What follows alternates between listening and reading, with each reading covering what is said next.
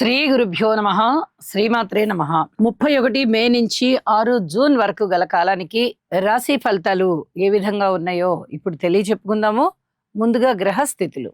మేషరాశిలో కుజుడు, వృషభ రాశిలో రవి, మిథున రాశిలో శుక్ర బుధ గురులు, సింహరాశిలో కేతువు, చంద్రుడి యొక్క స్థితి వృశ్చిక రాశిలో ఉంది, రాహు గారి యొక్క స్థితి సంచారము కుంభరాశిలో ఉంది, ఇక శని గారి యొక్క స్థితి మీన రాశిలో ఉంది. వారాంతానికి వెళ్ళేటప్పటికీ గురువు గారి యొక్క స్థితి సంచారము తన యొక్క ఉచ్చ రాశి అయినటువంటి కర్కాటక రాశిలోకి ప్రవేశించి ఉన్నారు. అలాగే చంద్రుడి యొక్క గమనము కుంభరాశిలోకి వచ్చి రాహుతో కూడి ఉన్నది. గ్రహస్థితులు ఈ విధంగా ఉండగా గ్రహ సమ్మేళనాల యొక్క ఫలితాలు ఏ విధంగా ఉన్నాయి అంటే ఇక్కడ చూడండి, గురు శుక్ర బుధులు. గురు శుక్ర అనంగానే అది చక్కటి ధనయోగం, శుభయోగం. శుక్ర బుధ అనంగానే రెండు సున్నితమైన గ్రహాలే, మంచి సరళమైనటువంటి ప్రవర్తన.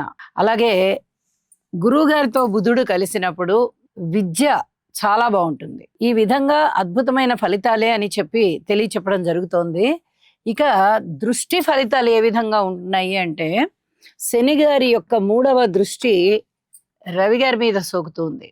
ఇది వైద్య విద్యార్థులకి కానీ వైద్య రంగంలో ఉన్నటువంటి వారికి, వృత్తి ఉద్యోగ వ్యాపారస్తులకి చాలా బాగుంటుంది అని చెప్పాలి. అలాగే ఏదైనా రక్తానికి సంబంధించినటువంటి చిన్నపాటి ఇబ్బందులు ఉండడానికి కూడా అవకాశం ఉంది. ఆ రకమైనటువంటి ఇబ్బందులు ఉన్నవారికి, ఏదైనా ఆది వ్యాధులు ఉన్నవారికి కొంచెం ఎక్కువగా ఇబ్బంది పడుతూ ఉంటారు. వారు ఔషధ సేవ అవసరం అవుతుంది. ఇది చెప్పదగినటువంటి సూచన. అలాగే గురువు గారి యొక్క 9వ దృష్టి రాహు గారి మీద పడుతూ ఉంది. అలాగే కుంభరాశి మీద కూడా పడుతూ ఉంది. ఇది ఈ నాస్తిక భావాల విషయంలో చాలా బాగా పనిచేస్తూ ఉంటుంది. తగ్గడానికి అవకాశం ఉందన్నమాట. ఒక్కొక్కసారి పెరగడానికి కూడా అవకాశం ఉంది. అయితే ఇది ఎప్పుడెప్పుడు ప్రభావం చూపిస్తుంది అనేది రాసుల్లో చెప్పుకుందాము. ఇక వారాంతానికి వెళ్ళేటప్పటికి చంద్రుని యొక్క గమనం రాహుతో ఉంది. ఇది అంత పూర్తిగా మంచిది కాదు అని తెలియచెప్పడం జరుగుతోంది. మగత, మత్తు ఇలాంటి లక్షణాలు ఎక్కువ అవుతాయి. ఆ సంబంధి పదార్థాలు కూడా, ఏ వస్తువులు తింటే, ఏ ద్రావకాలు తాగితే ఈ మగతకి మత్తుకి సంబంధించినటువంటి స్థితి ఉంటుందో అలాంటివి కొంచెం ఎక్కువగా వినియోగానికి సంబంధించి ఉంటాయి అని తెలియజేస్తున్నాను. ఇక గురువు గారి యొక్క సంచారం మారింది కాబట్టి గురువు గారి యొక్క అద్భుతమైనటువంటి గమనం అండి. ఈ కర్కాటక రాశిలో ఉన్నంత కాలము కూడా తన యొక్క ఉచ్చ స్థితిలో 5 డిగ్రీలలో పరమోచ్చలో ఉంటారు. చాలా అద్భుతమైనటువంటి ఫలితాలు కనిపిస్తూ ఉంటాయి. ఇంచుమించుగా అన్ని రాశుల వాళ్ళకి బాగానే ఉంటుంది. కొన్ని రాశులకి ఇబ్బందికరమైన ఫలితాలు ఉంటూ ఉన్నప్పటికీ కూడా గురువు గారు చెడు చేయరు. కాబట్టి గురుగ్రహ స్తోత్రాలు రిపీట్ ప్రతి ఒక్కరూ పఠించండి. ఇవి చాలా చాలా చెప్పదగ్గ సూచన. అలాగే ఆదిత్య హృదయ పఠన కూడా తప్పనిసరిగా చేయండి. దుర్గ పూజ చేయండి. ఇది ప్రతి రాశి వారు పాటించవలసినటువంటి ప్రధాన నియమంగా తెలియజేస్తున్నాను. ఇక రాశుల్లోకి వెళ్దాము. సింహరాశి. సింహరాశి వారికి ఈ వారం రోజుల కాలాన్ని పరిశీలన చేసినట్టయితే చాలా అద్భుతమైన ఫలితాలండి. 10వ స్థానంలో రవి గారు ఉన్నారు. ఏకాదశంలో బుధ శుక్ర గురులు ఉన్నారు. వెరసి 4 గ్రహాల యొక్క ఉనికి కూడా చాలా అద్భుతంగా ఉంది అని తెలియచెప్పడం జరుగుతోంది.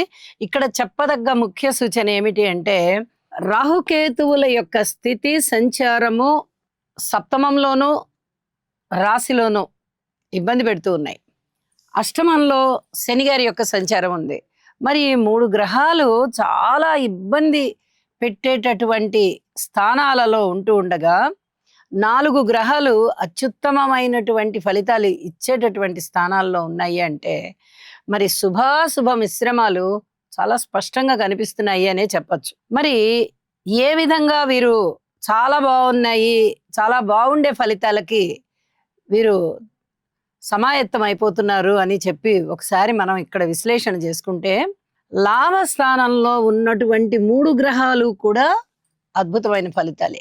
అసలు లాభస్థానంలో ఏ ఒక్క గ్రహం ఉన్నా చాలా అద్భుతమైన ఫలితాన్ని ఇస్తుంది. ఏ విధంగా ఇస్తుంది? ముఖ్యంగా ధన లాభాలను ఇస్తుంది.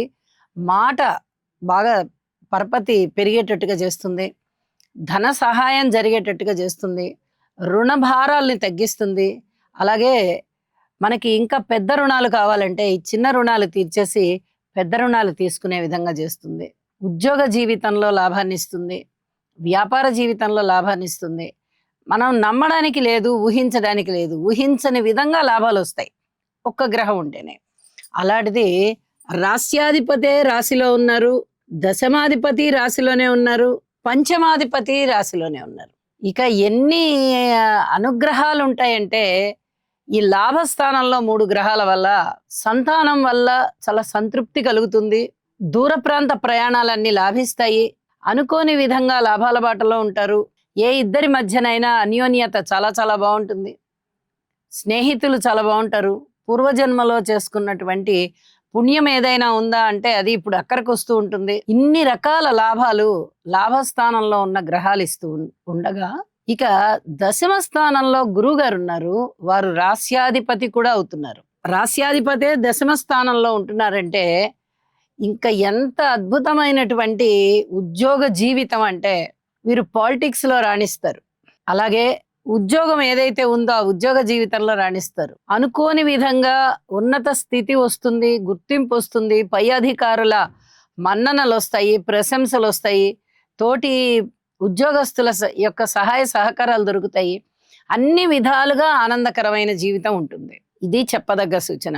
శుభాశుభ మిశ్రమ ఫలితాలలో శుభ ఫలితాలు చాలా ఎక్కువగా ఉంటున్నాయి కాబట్టి సింహరాశి వారికి కష్టాలనేవి కొంచెం తగ్గుముఖం పట్టాయి అని చెప్పుకోవచ్చు.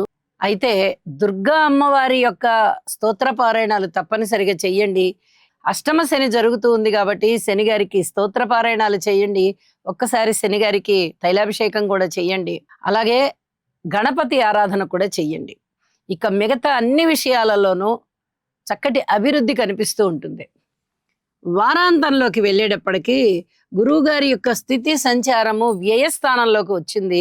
అయితే ఇది గురువుగారికి ఉచ్చస్థానం అవడం చేత అనేక విధాల స్థానచలనం ఇచ్చినా అనుకూల స్థానచలనం ఇస్తారు. సంతానాన్ని చక్కగా అనుగ్రహిస్తారు. అలాగే పెరుగుతూ ఉన్నటువంటి సంతానాన్ని చాలా సంతృప్తిగా వారి పట్ల మీకు ఒక భావన కలుగుతుంది. ఇంకా పెద్దవారైనటువంటి సంతానం అయితే చేతికొచ్చి ఉంటారు. అనుకూలతలు పెరుగుతూ ఉంటాయి అన్నమాట. ఎన్నో విధాలుగా ఆనందకరమైన జీవితం ఉంటుంది అని చెప్పి తెలియజేస్తూ ఉన్నాను. ఇక విద్యార్థులు వీరి యొక్క విద్యాభ్యాసాన్ని మంచిగా ఎంత కష్టపడుతున్నారో అంత మంచి ఫలితాలు వచ్చేటట్టుగా ఉంటాయి. స్త్రీలకి బాగుంటుంది. అనేక విధాల మంచి ఫలితాలే ఉన్నాయి అని చెప్పి తెలియజేస్తూ ఉన్నాను. నవగ్రహ స్తోత్ర పారాయణాలు చెయ్యండి, నవధాన్యాలు దానం చెయ్యండి. అనుకోని విధంగా వచ్చేటటువంటి కష్టం ఏదన్నా ఉందంటే దాన్ని సమర్థవంతంగా ఎదుర్కోగలుగుతారు అని చెప్పి తెలియజేస్తూ శుభం.